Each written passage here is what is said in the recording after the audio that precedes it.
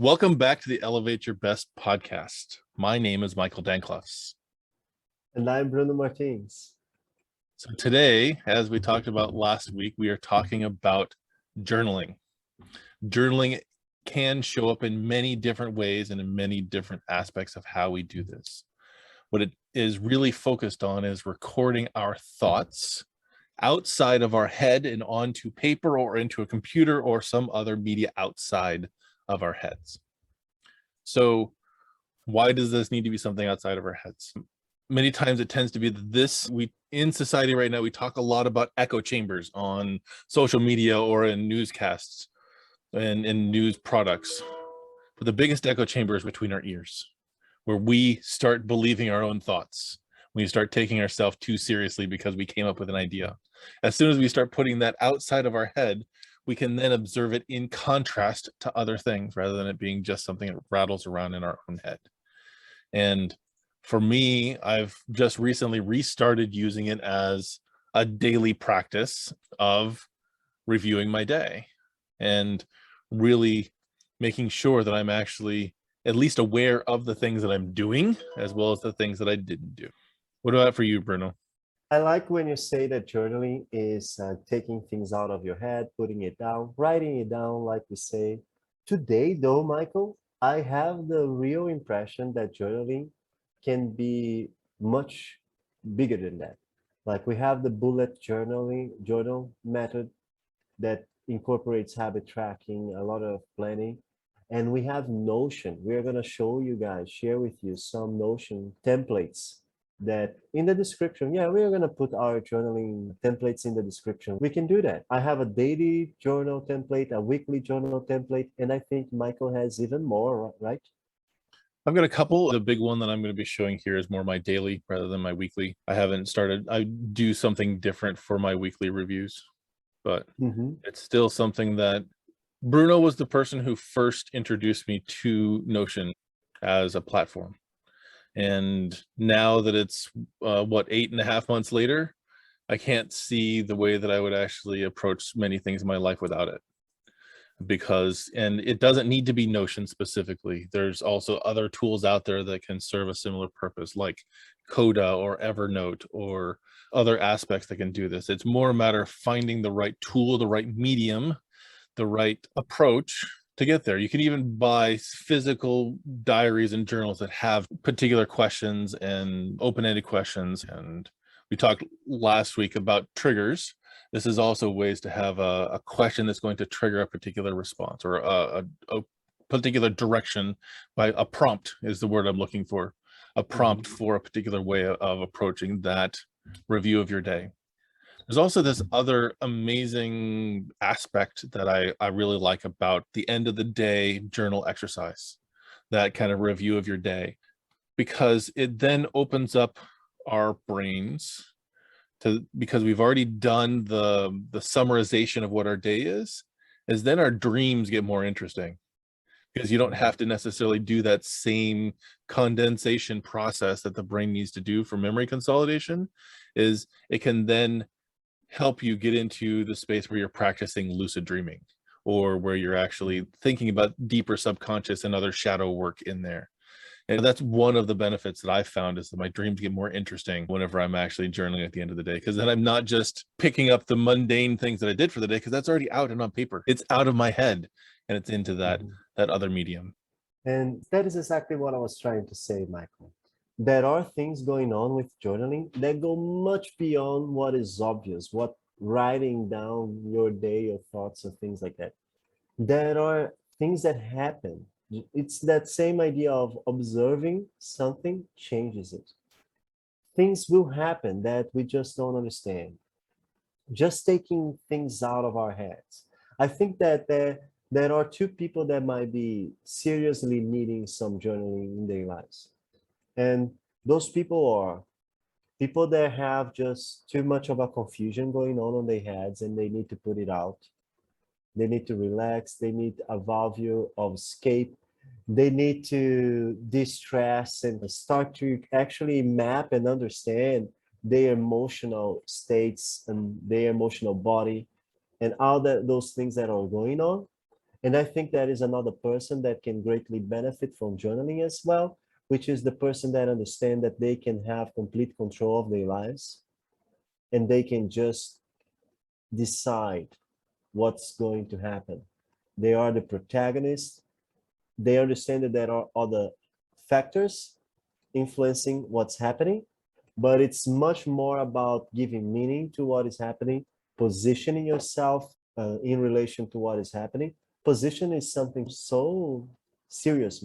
I surprise myself with how much people neglect the power of positioning.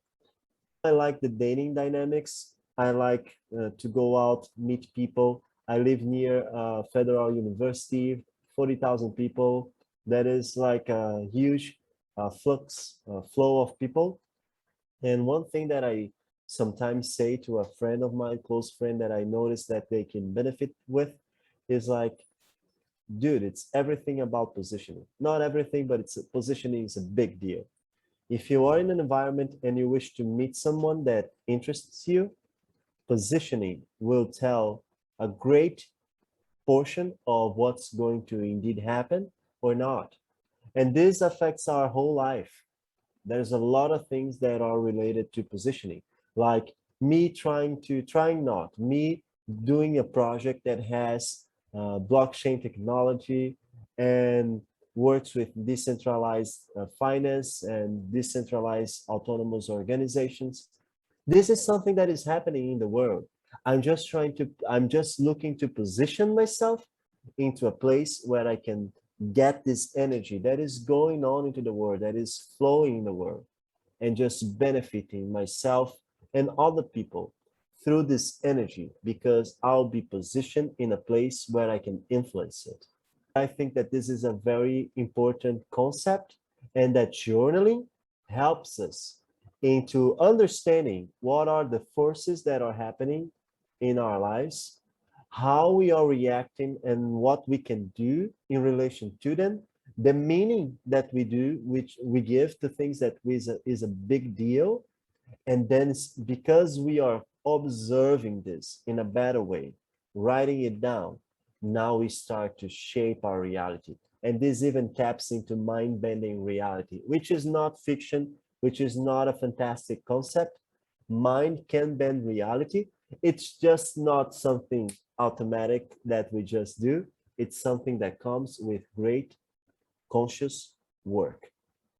Absolutely. And where some of this begins is, which is one of the things we say all the time, is it starts by writing it down.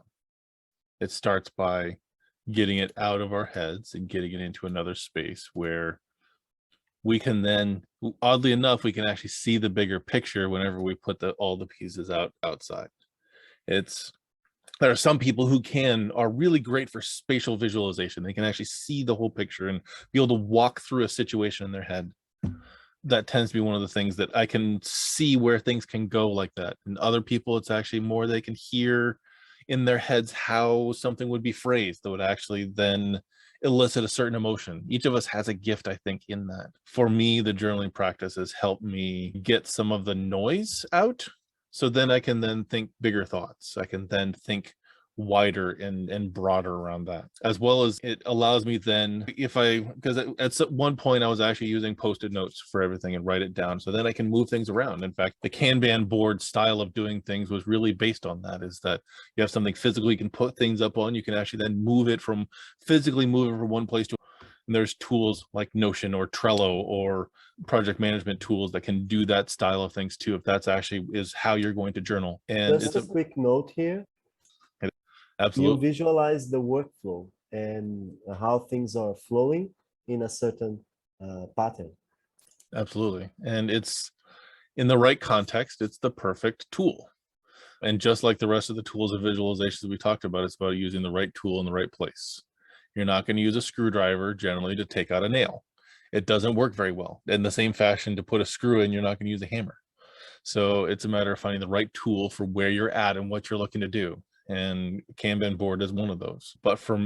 And there are times that I will actually use that. So tools like Evernote or Coda or Notion have ways to visualize that information, have tools that can bring all those pieces together in a similar space so that they actually can be better visualized. And that's one of the things that I've taken with the initial introduction from Bruno and then grown it to my own ecosystem.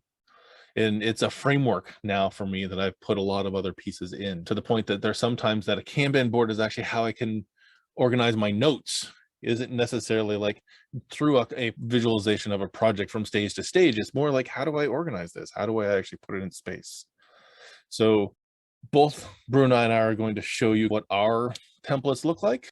It's a good place to start because each person is going to have a different thing that's going to be the better prompt.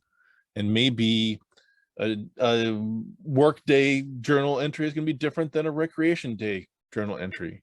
If you're doing the entrepreneur scheduling process where you're doing the moments where you're working on your core genius versus those buffer days versus your days off, your free days, you may use a different journal entry, a different journal style to capture that information. Because what I'm going to be doing whenever I'm working is going to be different than whenever I'm actually spending recreation time. So really finding the style that works for you. And even if it's one thing that you write down each day, maybe it's a single sentence of how well your day did and have that be a one-line thing in a notebook somewhere. Sometimes that's enough. And when we're talking last week about habits, start with one thing. Start with that first step. If this is one of those things of there's no way I can do that, start with a small piece. Take that one first step. And maybe it's pick your word of the day. And you'll find, if you actually have that idea of a word of a day, how you think about it all day long until you get to the end of the day and you're like, okay, which word should I choose? Let's write this one down. Start somewhere. Start that as a practice that then can grow and build. In fact, I think we'll probably even link in the show notes here. There's one of the talks on Mind Valley talks about journaling yourself to $100 million business. I think something along those lines. I'll actually find that link and we'll put in there. It's the power of it. It's a worthwhile one to look at. Is the idea, one of the things that I remember about it is the brainstorming process that you go through in order to make $1,000 is about the same level of energy to brainstorm an idea that will be $100,000. So part of this is by having the right prompts, the right space where you can be free to create. And this is another thing that's in my program whenever I do the daily entries for that, is it's whatever your gut feeling is in that moment. This isn't your dissertation. This isn't something that anyone else is really going to read other than you later. There's no wrong answer. There's no right answer. It's listen to your intuition. Whatever that first thought is, put it down on paper. To the point, there's this, one of the processes is the brain dump, the continuous writing. There's a couple different names for it, where you put pen to paper and you keep writing and writing, even if you have no thoughts that are coming out of your head, and you'll find that automatic writing process comes up with some amazing ideas. And it can be, I cannot think of anything to write about right now, but my day overall was pretty good. And you just ramble on until all of a sudden it's, wow, my thoughts are flowing. And you stop analyzing and judging the words that you're putting on the page. So each of those are different methods to journal. I'm not saying that any one is better or worse than the other. It's a matter of choosing the one that's going to work for you. Start somewhere.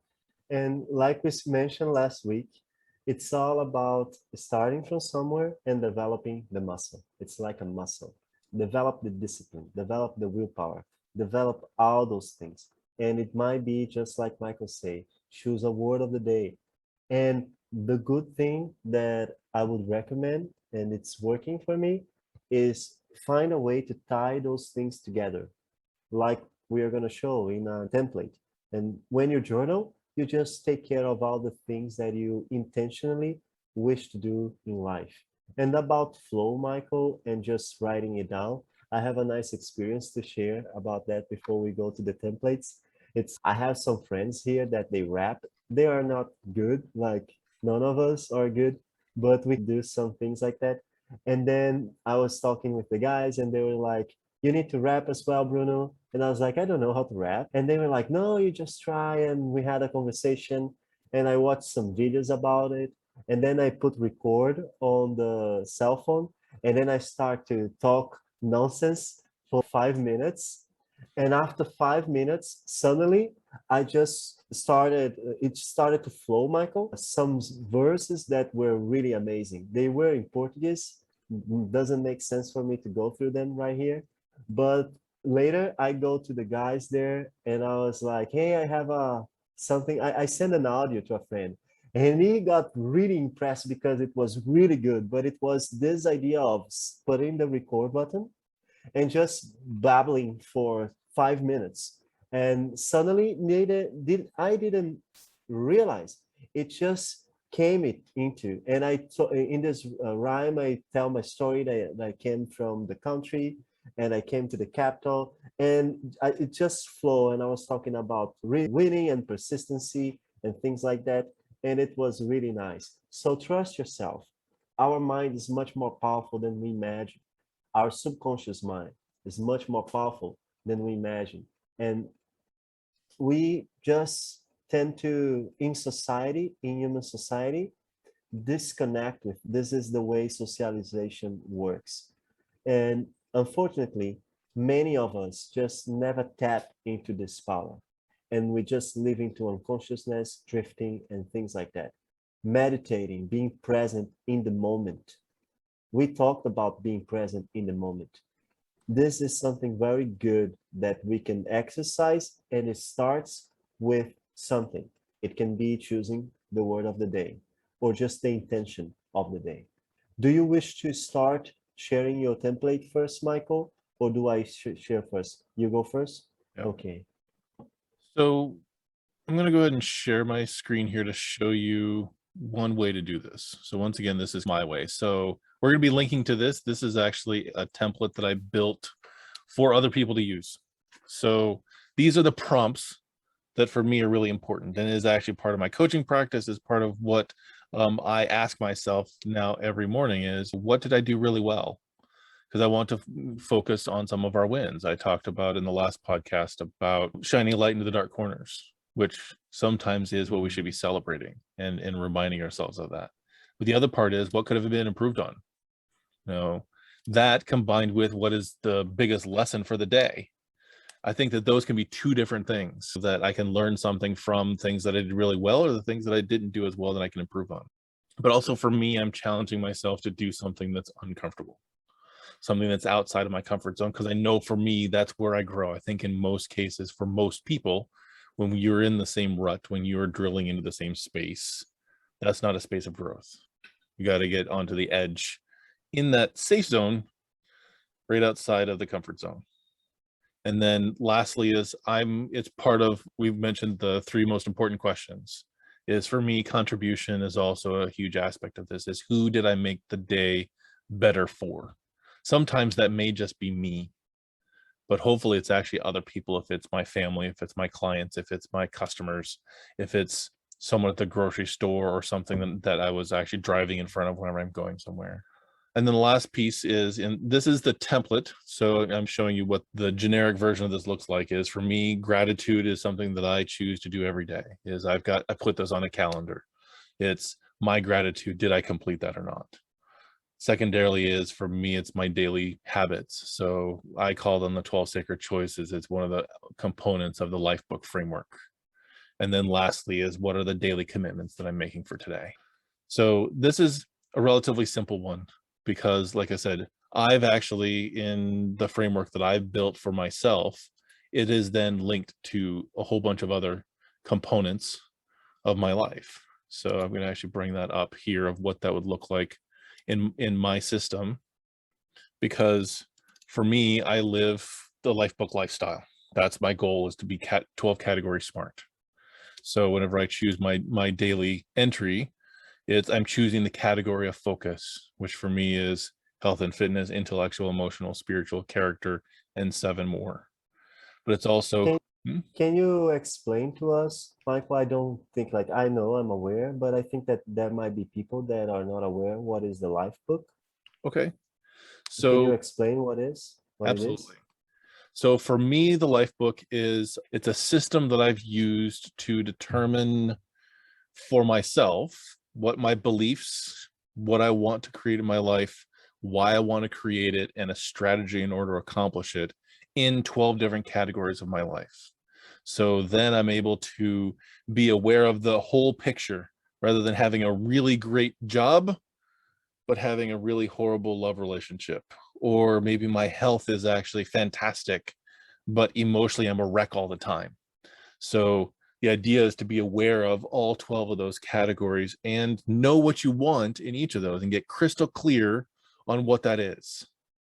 So that's a framework that I've really built out in my life over the last 3.5 years of intentionally taking steps towards that vision of where I want to be in 3 to 5 years.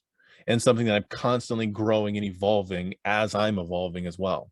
So to me, in the Clifton strengths, I'm a relator. I can relate two things to each other. That's one of my strengths where I can see how this will impact that. So a lot of this, as I've connected things to my life book, it's also I can see the relationships, and it helps me represent those relationships in a system that I can go back and look at later. So that's generally where I start when I'm doing my daily entry for my journal, is what was the category of focus. If it's going to be a time that I'm on vacation, it's probably going to be about my quality of life and or my love relationship, and I can put as many of those categories here at once. But that's generally where I'm going to start whenever I do my entry. And just so the audience knows, you actually produce a life book. You actually produce a book that has the vision for your life, and that is a process there where someone like Michael, which is a life book leader, helps you into the path of turning that vision into reality. And for me, myself, I know that for you as well, Michael. Sorry to speak for you, but I know that's true. For us, Lifebook has been one of the key factors into changing our lives, into shaping it for better. Another thing that I wish for you to tell, Michael, that I forgot to mention in the last episode, but I can cut it. You mentioned that you are creating a program. Can you tell the name of the program and just explain it a little bit for us? Sure. So the program that I'm actually getting ready to release is called Preparing for the Climb. It's talking a lot about the daily discipline and other factors as we grow through that. It is a 5-week program. We'll actually have some guidance at the beginning with homework and lessons in between. And the idea is to move step by step, piece by piece towards living a more disciplined and intentional life. Not by making humongous changes where you're changing 100% of your life, but in 10 minutes a day, 15 minutes a day, what shifts can you see? What perspectives can you change? And how can your life be when you're being intentional with your life? Where your life could end up. So it is once a week for a video, and then homework in between for 5.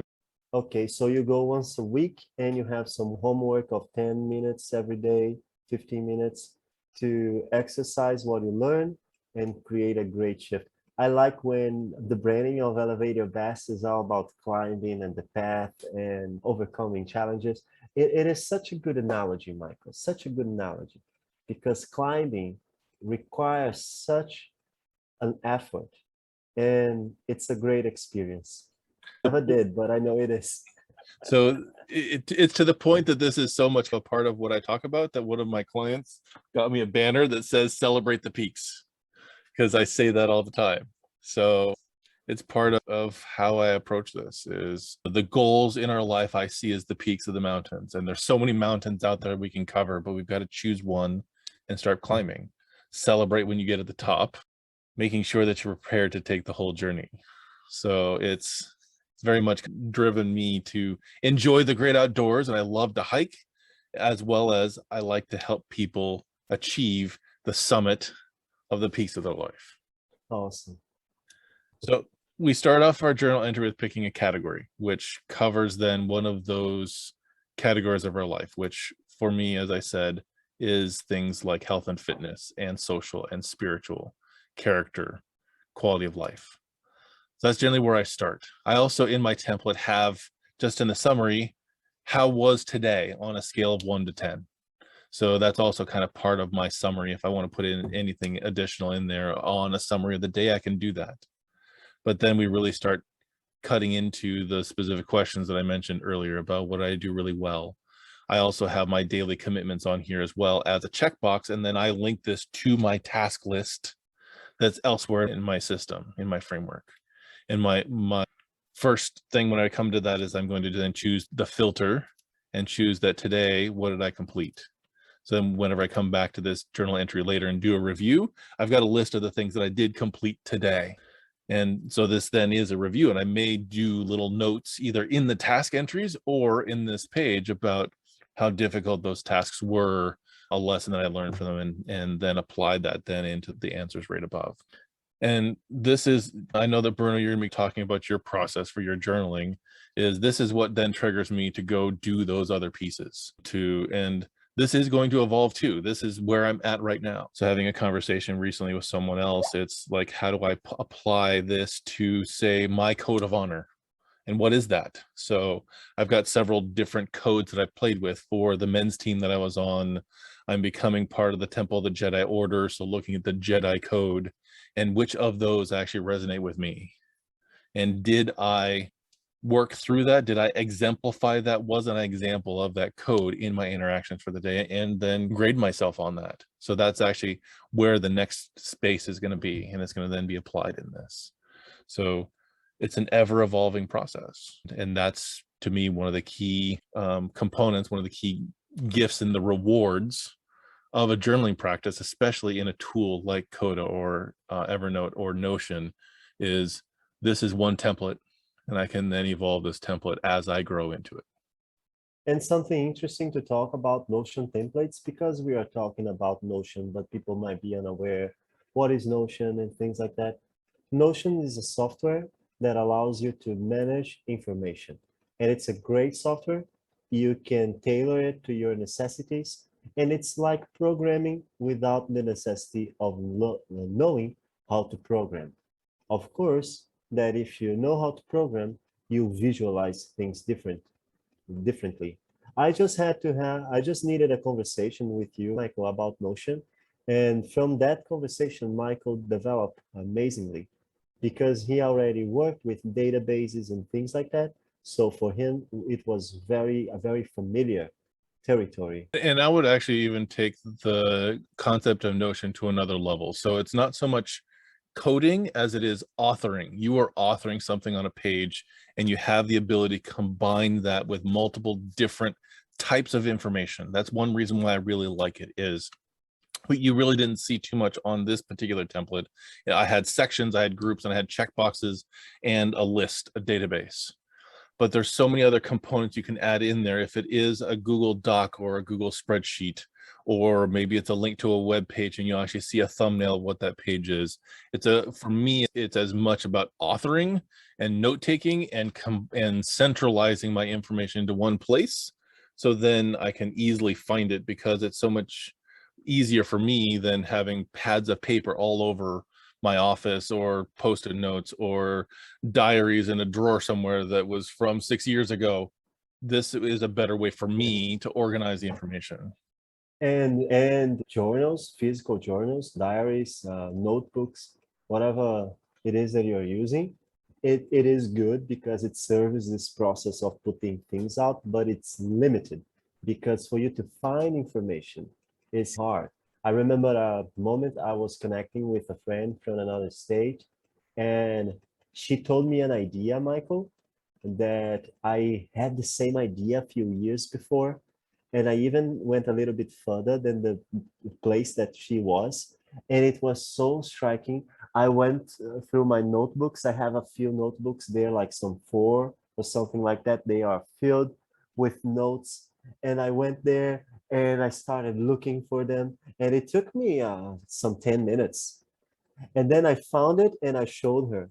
And I wanted to do that during the call because otherwise I don't know. I wanted for her to know that, look, I thought the same thing. I thought the same idea. I had the same framework built into my mind that you are talking about right now. And it was something about consciousness of the human being and things like that. And it was amazing. Awesome. Yeah, I'm gonna share my own daily journal. This is my journal database, so there are a lot of properties here. I organize them so I understand them. But in the template that I did, I believe that there are not those checkboxes here. Those are related to my habit tracking. I'm still figuring out how to do habit tracking, but I will probably add them into the journal as a database. You don't need to worry about that. I don't know why I'm explaining this. It's just something that is there. But in the journal, which is the place that really matters, I think that someone that would love this moment that I just had, would be Darcy. She would be like, my God, this is so brutal. Darcy is a friend of ours from the Mind Valley community. She's a fellow ambassador as well.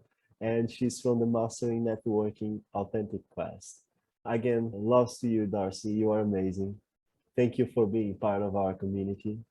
And what I do here, Michael, let me zoom in for people to see better because I have a big screen, is that I do my definite shift aiming life, which is something that I read every day, not actually every day, but it's supposed for me to read every day. And it's very easy. One of the key aspects of journaling is this. Put that in your mind. You can tailor the perfect routine for your day, your perfect day. And as a human being, you have the power of decision to just get there and do it. I know we talked on the last episode, it's not just like that, just do it. But after you get to the point where you mapped your habits, you know what you don't want to be manifesting, you are adding friction to it, you know what you wish to be manifesting, and you take out friction from it, you are on the point of just do it because you already know what you got to do. So go there and do it. And something that every day gets clearer and clearer in my mind is that I can do everything that is here every day. I just need to take the time to do it. Because something that we didn't spoke on the habits episode, Michael, is about friction, adding and taking out friction. This is a key aspect of habit tracking, of developing your habits. It's to understand that when something has friction, you tend not to do it. And what is friction? It's resistance. And when something doesn't have friction, you tend to do it because things just flow. It's like the river carving its path. Where does the river go? Where does the water flow? It flows into the path of less friction. And as our minds, they are building paths, building pathways, and creating physical structures into our neural network. See those structures that you go more often as a path of less friction. The information just go through there easier. So if you are in a pattern of fear, for example, or shame, and you receive any information, chances are that you go through the path of fear and you see that information through fear, or you go through the path of shame and you see that information through shame. I'm still speaking you, but it's we all, it's us all, it's we. So I have this here. I read my definite shift aiming life. You can pause this video, you can read it, it's okay. And I also have my meditation and my breath exercise. What is the magic that this template do? I just click on a button on my journal database and I set that create a new entry that I already did, the daily journal. Let me show it to you real quick. We just come here and click here to the side and put daily journal here. And when this show up, it takes all the friction out of meditating. Now, instead of going to YouTube, searching for the video, or going to the Mind Valley platform on my cell phone, I just have it here. I clicked on the create new daily entry and it's here. It's the breath exercise, it's also here. And to close my morning routine after reading my definite shift aiming life, meditating and doing the breath exercise, I do the intention of the day, which is highly important. And here is something that we spoke on the last episode. If you just create the habit of going to your journal database, clicking into the new journal entry, selecting the template that you created, and just come here and set an intention of the day, later, later, we can just add something to this structure. We can just, later, we can just add something to this. What is this? What am I speaking, Michael? Just and just, Oh, just and just, and you okay. finish that every single time you say it. Okay.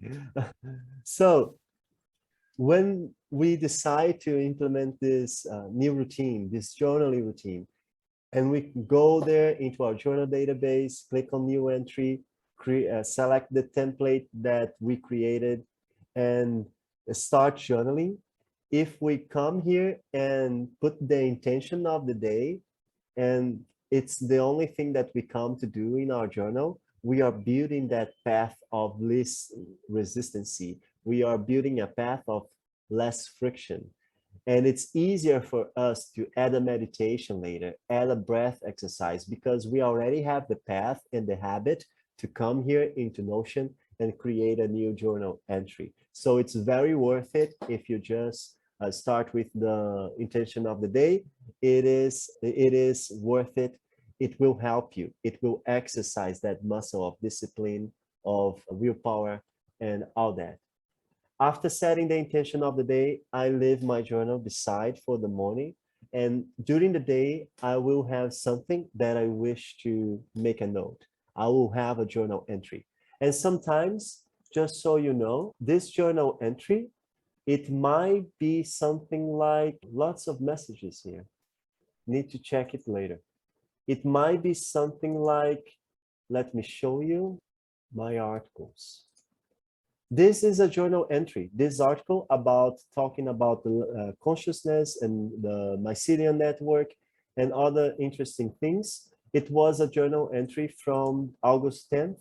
And you can see that it might be something very basic, just a paragraph, or it might be an article.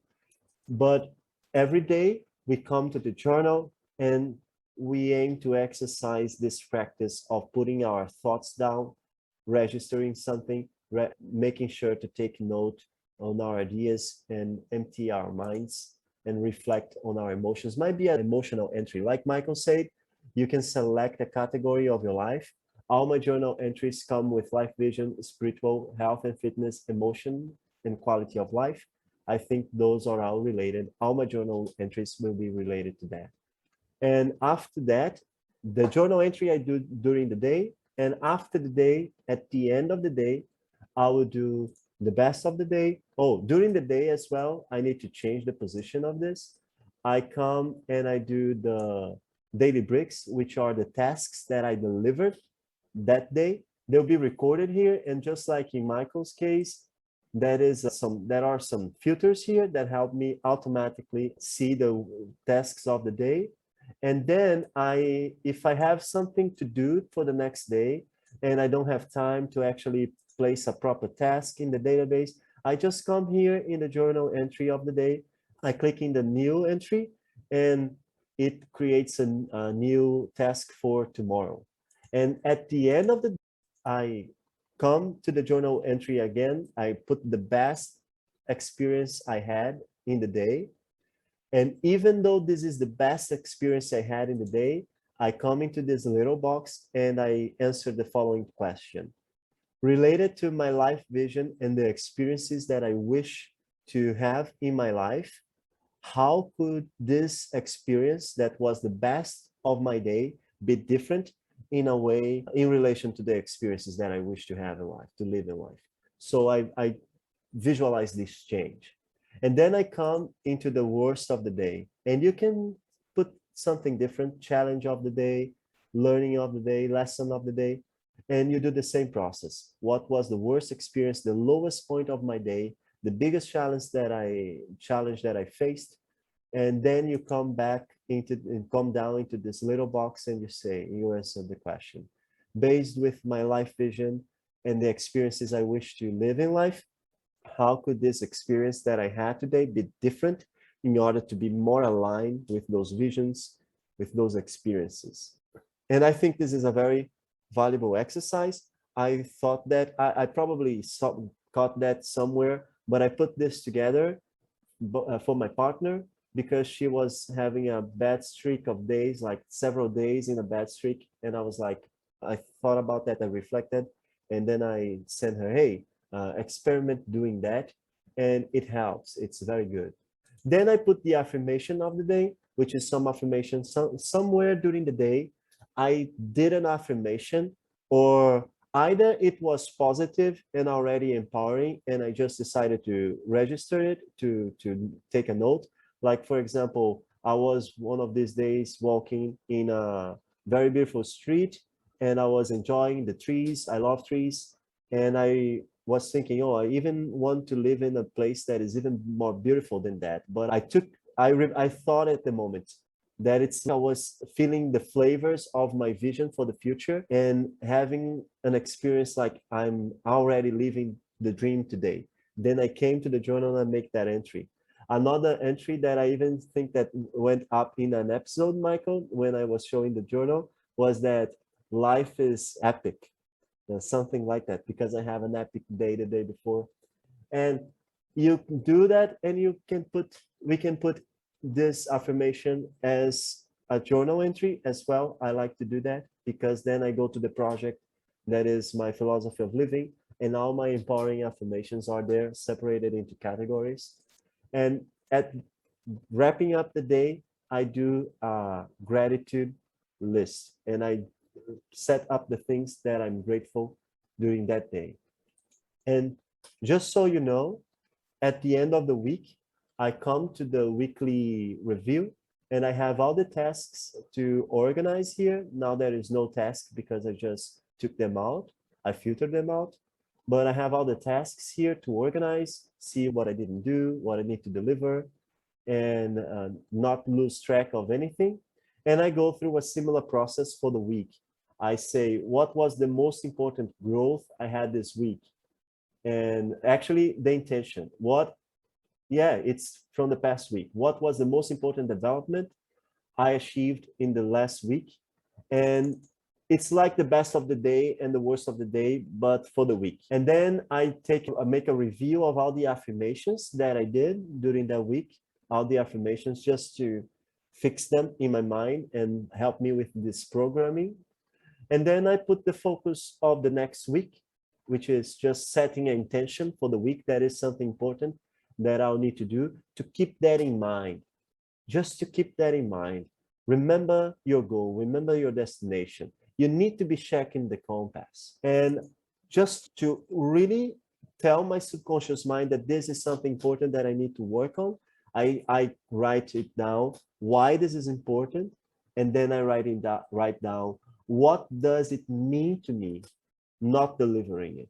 What are the consequences? So they are tangible, and my mind really sets up in the background, subconscious mind. Trust it. We already spoke about it in the past. Trust your subconscious mind. It will help you a lot. And so I set the what is at stake if I don't deliver to that. And that's it. This is my journal practice. I don't have a monthly review, nor a yearly review. I intend to creating some in the future, but for now, this is what I do. And it is a simple work, but it is amazing. It has an amazing, fantastic, incredible power. It's interesting that you showed what you do for your weekly on that, because I don't tend to do that as a written thing. I'm actually in an accountability group around the Lifebook framework, where that's actually shared in a conversation with feedback. And I do end up taking notes on that session for myself and for others, but it's not something that I've formalized yet into the Notion framework. So it's certainly, I like the idea of expanding then to that level of looking at that once a week and doing a comparison of how well that week went. It's ever evolving as things go on. I also like the fact that you do have all of the links of what you need right then and there. And maybe that's something that would make some of the things that I do a little bit more efficient. So in my template right now, it looks like you've been developing that for a while. So for me, that template that I shared is 3 or 4 weeks old, maybe. So not to say that's an excuse. It's that it shows you where you can start in comparison to where you can go. And that's even probably only the middle, because I know, Bruno, you're going to be expanding on that over time and either adding to it, refining it, taking things out that don't serve you, or putting things in that do.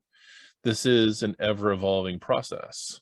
And it's coming back to it is this for me is a way to get those things that are rattling around in my head out on paper, so then I can make room for the new thoughts that are going to come, because each of those thoughts, each of those ideas, as we're hanging on to them with for our for dear life, are taking up space rent free in our heads. So let's get them out so we can make space for the next big idea, for the next impactful idea, for the next way that we can show up as the best version of ourselves. And sometimes this is emotional. It's an emotional release. I sometimes experience some things that I get stuck with those emotions and those thoughts until I have a conversation with somebody about them. And this conversation can be in your journal. This is real. I actually have some, it's like a release. You flush things out when you just talk about it. And the person might not even say anything back. And I know many people are aware of that. There are some people that say, oh, I just want you to listen. It's not cool, but I understand where you come from, because it's not a process of hearing something from the other person. It's more about you releasing that energy, which is free. It's amazing. And everybody should have the habit, not should, no, everybody can cultivate the habit to do that, and it will benefit their lives. And one extra Easter egg here, Michael, is that this template came from ayahuasca session. It didn't came into the ayahuasca session, but as I have this understanding of subconscious mind and everything that we talk about here, I work in the ayahuasca session, some suggestion to my mind, a meditation, and I just give, I take advantage of that moment to give a mission to my subconscious mind, and I trust that it will work. I set the intention for the session, and it usually over delivers. And the question that I put into this session, and it was fun because this session was a session that I didn't had any answers in the session, but later throughout the weeks, I was just having these insights. The question that I put was, how can I make all the things that I need to do in order to live the successful life, in order to live the experiences, have success living the experiences I wish to live in life? How can I make this to become effortlessly? Because it was something I realized a little bit earlier than this day, that life should be effortless. Life should not be hard. Life should not be difficult. It should not be a struggle. It should be effortlessly. The problem is that we have a programming from society that is just distorted. It's not related to what we evolved to do. We live very disconnected with the environment, the ecosystem, and because we are just a piece in the ecosystem, and we forget that.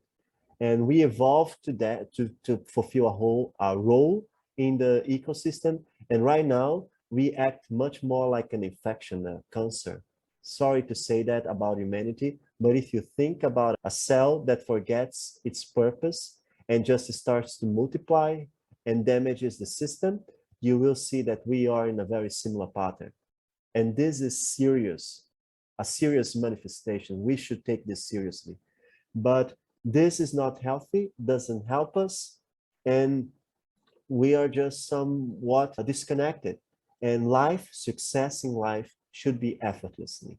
And that was the question that I put. And I believe that, I truly believe that this template, this journal practice, it came as an answer from asking to my mind, please, can you organize a structure, a framework for things to be easier, the things that we wish to do be easier? And this is what my mind came with. So I have to play with this a little bit, because I don't, so there's the idea of being simple versus easy.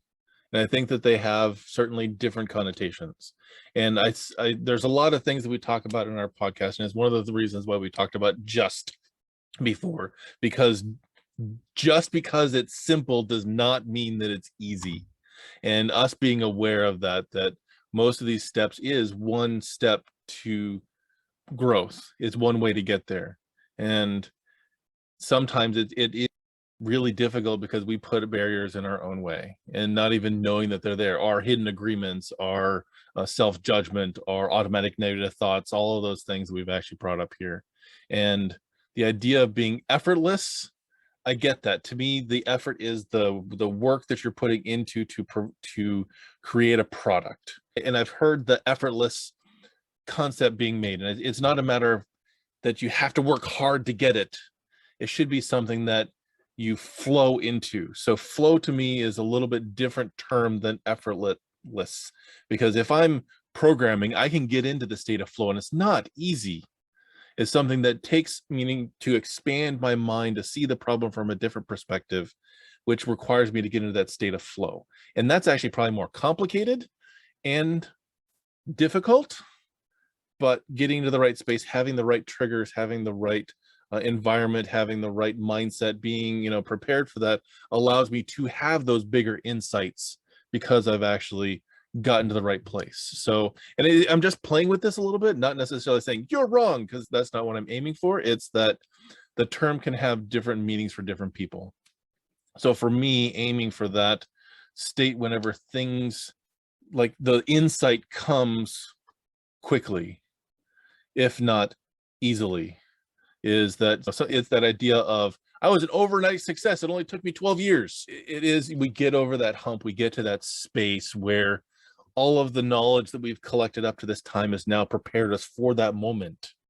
And that, I think, is what you're approaching with this, is that idea of effortlessness is I'm using all of that wisdom in this moment to help catapult me or exponentially go to that next space. You know what I mean through effortlessly? You can recognize that very easily is through the habit of ferocity. That's being effortlessly. It's like the lion. It doesn't have to think. It doesn't make a decision. Oh, will I hunt that deer down? Oh my God, that antelope, gotta go there. Like it's jumping all around. Yeah, and muster the courage. And this decision doesn't happen in the mind of the lion. There is a video I saw where there were a bunch of lions laying down in the cars, like when the cars, they have the roads and there is lions there. And then distracted just came through the corner and saw the lions behind the car. And it just jumped to run, and the lions just jumped to run after it. And of course it went away because the lions were laying down, and it was standing up, had a head start. But the lions didn't think. You don't see the lions. It's a split second, Michael. You don't see the lions say, oh, an antelope, I can try to get it. They just jump, clumsily stand up and try to go after it, because it's the habit of ferocity. They didn't succeed. That's why I say tried. They went after it. They didn't try. They went after it. And that's the thing about being effortlessly. It's having something so well programmed in your mind that no matter how challenging it is, it feels effortlessly. It looks effortlessly. And I know that if I invite someone to a jiu-jitsu class, the person will be like dying off at the end. But I will go out, I will have fought much more than they had. I'll have put a much greater effort, and they will be much more tired than I am at the end. So that is what I'm talking about, doing things effortlessly. Doesn't mean that it's easy. I did things much harder than the person that came for the first day did. I had engaging processes that they don't even understand or can imagine. It's just outside the perspective. But it was much more effortlessly to me than it was for them. And that's what I intend to say with making things effortlessly. And habits are the way. Journaling can help you with that. And not only that, if we change our culture, which is something that I wish to impact in the future, that I am impacting right now, that is a lot of reconditioning for me as well, is to change the culture. Because if we change the culture, then kids will just come and they will have a new programming. a programming of success, programming where the things that we all learn at some point of our lives, we all just understand that we need to learn, which is discipline and all those things, they will have in the programming by culture. Because everything you do, you learn by culture. From that 1st to 7 years, you do it effortlessly in your life. A lot of what I hear underlying that, as you talk about that effortlessness, that dropping into flow, those things that come easy, tend to come back to one of the things we talked about in the lifebook process is your premise for your life, your beliefs about what your identity is. You are someone who practices jujitsu. That's part of your identity. That's something you've defined as yourself versus someone who's come into it for the first time. That's not where they see themselves at, and so you've defined that this is something that you do. Like for me, I am a programmer. It's something that I identify myself as. So that's something I'm willing to go and dig into. And I don't see it being hard and something I avoid. I enjoy going there because that's something I have identified and practiced to become versus you've practiced in jujitsu. That is an identity thing. I think that has a key factor in that whole effortlessness is that is who I am. That is an aspect of who I am. That's a component. That's a shift, an alter ego, an archetype. There's several different terms that can say that this is my approach on things. I generally do not consider myself an athlete. It's not something that I take actions on a regular basis. I do not work out as if I'm an athlete. I work out as someone who's an everyday person. That's part of my identity. So I'm not working out at the gym 6 days a week for 4 hours a day. In my head, that's something that sounds hard. That's something that I can't get my mind wrapped around, and I'm not willing to make the time to do that. There are people out there where that is a no-brainer. That is part of their identity. You do that. That's your identity. Where I work instead is in a different space. I tend to work more in the intellectual space. I'll read before I'll work out many times. And that's just how I've prioritized or ordered the things that I'm going to do in my life. So I didn't discover this until I started writing some of this stuff down.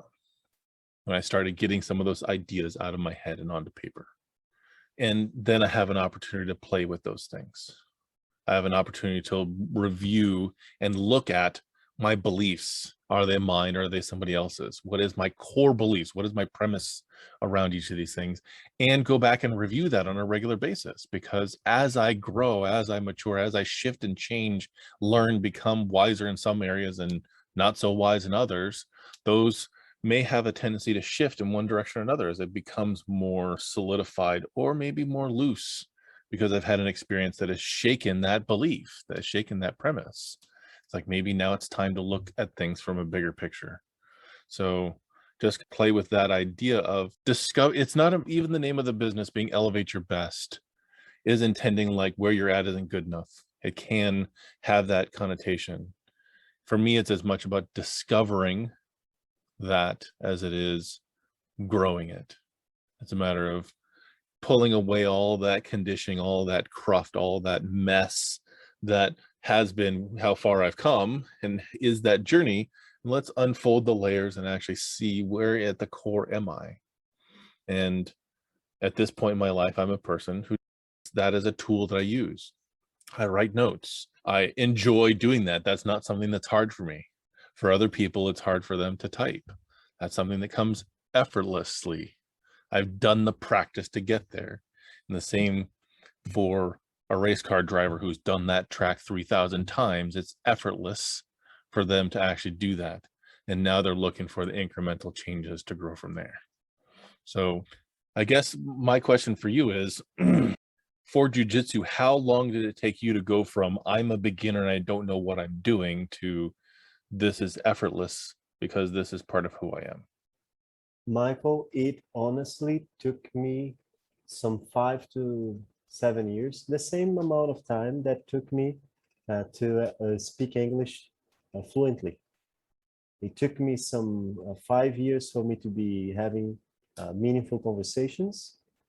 I know it's a long time, but I was learning alone with no structure, no methodology, no aid. I don't even remember. I think that when I started, I didn't even had access to the internet. I just decided to learn English.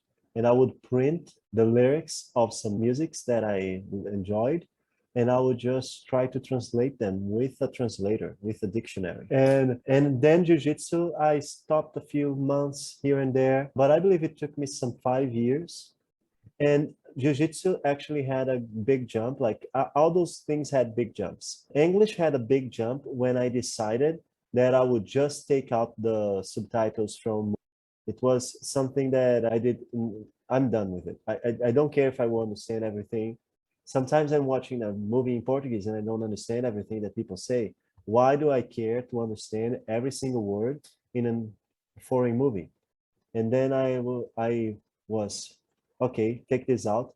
And I ventured to read some books, like the Game of Thrones books, Harry Potter books. I read them in English. And it gave me a jump there. And in Jiu-Jitsu was actually a series of seminars from the Mendes brothers, which are two brothers that they teach in West Coast of the United States, or I don't know, it might be either California or Miami. I don't know. It might be on the East Coast. They have in one of those places, they have gyms there. And those guys, they just see things differently. And after watching several times the seminars, my jiu-jitsu just went to a new level. I had an ordinary level of jiu-jitsu before that, and now I do submit some brown and black belts, and it's because of understanding that jiu-jitsu is not fighting. It is to understand the mechanics of the human body and just knowing how to manipulate it, because it's mechanics. Like I know that my hand can do that, my arm can do that. I know that it can't go further than. So if I understand this mechanic, I can then fold the arm of the person, things like that, and take that structure out of the way. It's like my black belt teacher from the city that I was born in.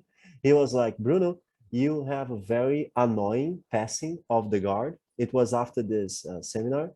He said, it's like you just fold the person's guard, which is the legs. You just fold it and you're like, excuse me, let me take you out of the way.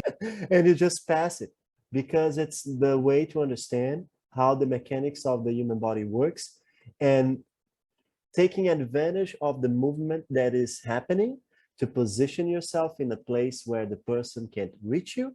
They are a step behind from you, and you can reach them. You can cause them damage. You can strangle them. You can get an arm lock or a leg lock. And they are just, you are out of their reach because they don't have the mechanics to reach you and manipulate your body. And you have all the mechanics to get them and manipulate their body. And that was a great insight. But it took me some 5 to 7 years to be proficient, not to know fight jiu-jitsu, but to actually be proficient and get into a mat and having an entire train session be effortlessly and get out of it like feeling well and ready to do other things right out of the bat. Gotcha. So oddly enough, the Mendez brothers are in California and they're originally from Brazil. So that's awesome that you have someone as a mentor in some ways, even if it's from afar, to learn the next phase of that. And so that in and of itself says how you can shift from that this is really hard to this is coming effortless, is many times practice was part of it, having a mentor or training around it, and actually doing the research on figuring out what are the next steps. So those are some great ways to collect, to get to that state, to get to that space, so that it does become an effortless process. And for you, it was 5 years for two major things. Jiu-jitsu is not something that you take lightly, same as taking on a whole new language. So to become at in a level where you can proficiently do that, it takes some time. And many times starting from ground zero, you have to be willing to go through the journey of it, the person you're going to become while learning it, unfolding, discovering, and expanding, and living the fullest version of yourself. So it's awesome to hear more about that journey for you, because I think it's really important to then record that progress. Comes back to a journal. writing that down Yes. and seeing how far you've come. And visuals help, your words help, videos, whatever actually helps you put that. And that's why online tools tend to be easier for this. For like my sister, though, she does scrapbooking. And that's the same way of actually journaling your process through something, is by taking that photograph and putting it and collecting it into a space so you can go back and put yourself back in that same emotional space and that feeling. So exactly. So each of these is a step in that direction. Something very interesting to mention in what you just spoke about is the hardships that I have faced. If I had known journaling, for example, culture, if that was part of my culture, I'm definitely sure that it would take less time for me to learn English. It would take less time for me to learn Jiu-Jitsu because I wouldn't be stopping here and there. I actually started fighting Jiu-Jitsu. I was 14 years old and I fought for a while and then I abandoned it until 2013. And for that, it was problems of segregation. Like I stopped Jiu-Jitsu and Judo because I didn't have money to pay for it. And English was hard because I didn't have access to internet when it was already available, things like that. And it's not like we start from ground zero. Some people, Michael, they actually start from way back there where there's no structure, there is no pavement on the road. Some people even start on a pit where it's very hard to climb out. And just the effort to climb out that, just the effort to get to the starting point, it might be a life journey. I wish I were in the place I am today more than 10 years ago, in the beginning of my life, when I was starting to put things together, in my journey, maybe 20 years ago, because I am 32 right now. If I were 12 and I was prepared by culture, because I started working when I was 13 years old. And by the time I was 18, I already had decided that it was no good to work with it for anyone here in Brazil, because it's slavery kind of work. You just don't, you make $200 or less. Some people make $100, and we make this money like we make $200. Some people even make $100, and it's just not enough. And some of those works, they require 12, 14 hours of your day. So you just don't get enough to pay the bills, and you can't do something else. And so we just don't get enough to pay the bills, and we can do something else. And yeah, but it's overcoming challenges and conquering peaks, right, Michael? It is. And as much as it would be nice to face our life at 12 years old and what we know at 32 or 42 or 52, there's that hardship has actually helped you hone and forge who you are now.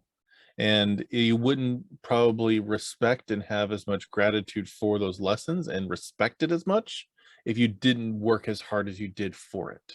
If you didn't, it's that idea of loss, which is going to happen, is you then appreciate it that much more when you see when it's not there. So it's this flow, this process of unfolding. I know that Michael Bernard Beckwith talks about that as your life is unfolding, as you're going from, I know that you mentioned that your culture didn't allow for that. And I get that. In some ways, that's that first level of consciousness, is that the universe is happening to you, versus the manifesting phase where you are, it's happening by you versus happening through you or happening as you. So there's, when you were 12, probably was more in that victim stage where it was happening to you. And you've now moved through those layers of consciousness, and it's a spectrum. You're going to move throughout life in the different mindset of where you're at. And my personal goal is to get to that as me, living as the example of what I want to see in the world. And by doing though, have a ripple effect on the world around me. You know, sometimes it is wisdom that comes out of my mouth, sometimes is because I'm tapped into something that I don't even understand. And it's a lesson for me to learn as much as it is me to share it with someone else. That idea of channeling, if you will, it's tapping into that deep subconscious, that, you know, universal wisdom, that ancestral wisdom, depending on how you want to look at it.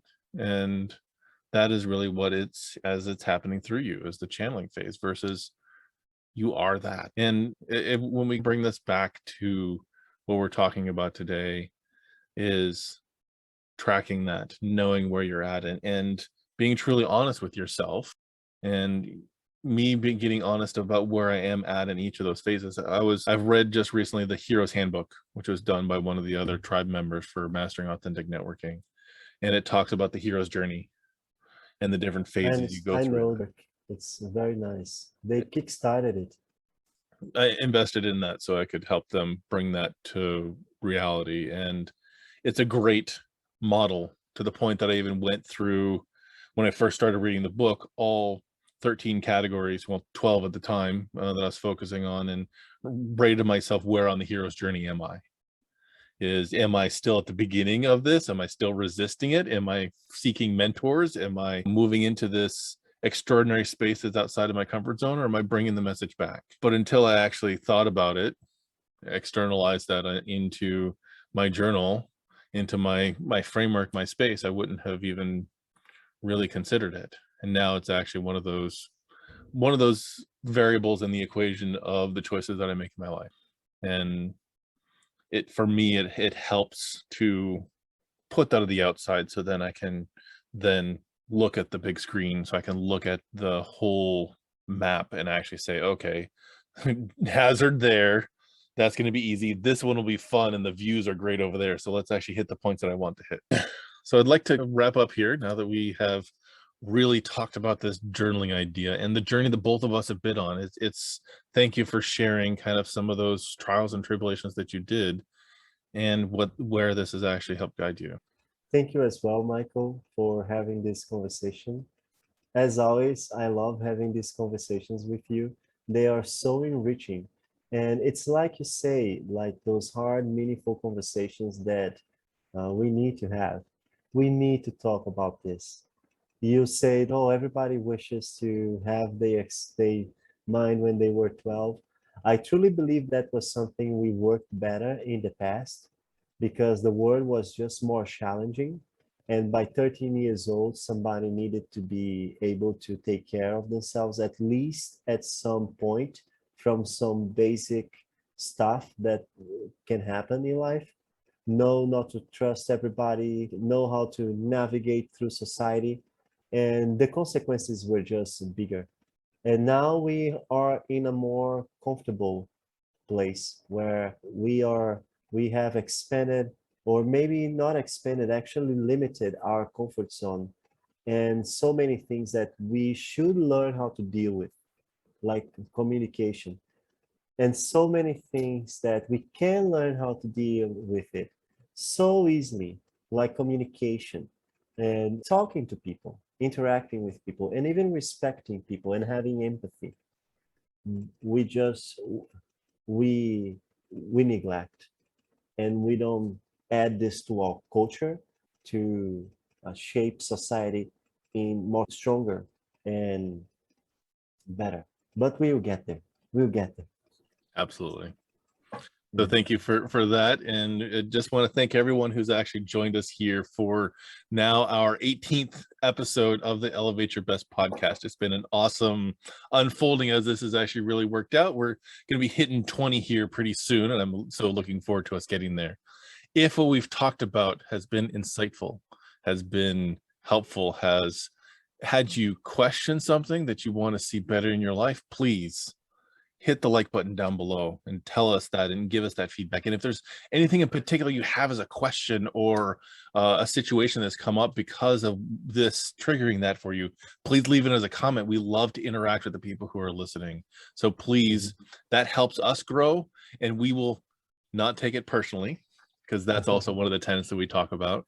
And if going forward you want to hear more about what we're doing with Elevate Your Best, with this podcast, with the programs that are coming up, please subscribe.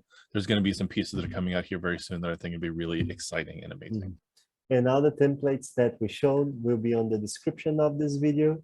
And we are going to create some new things for you guys. Stay tuned, hit subscribe, hit the bell button. It will help you be notified when we put something out. And yeah, we are here to create this content, have these meaningful conversations. And I hope you enjoy. Awesome. Bye-bye. Bye now. See you later. See you next week.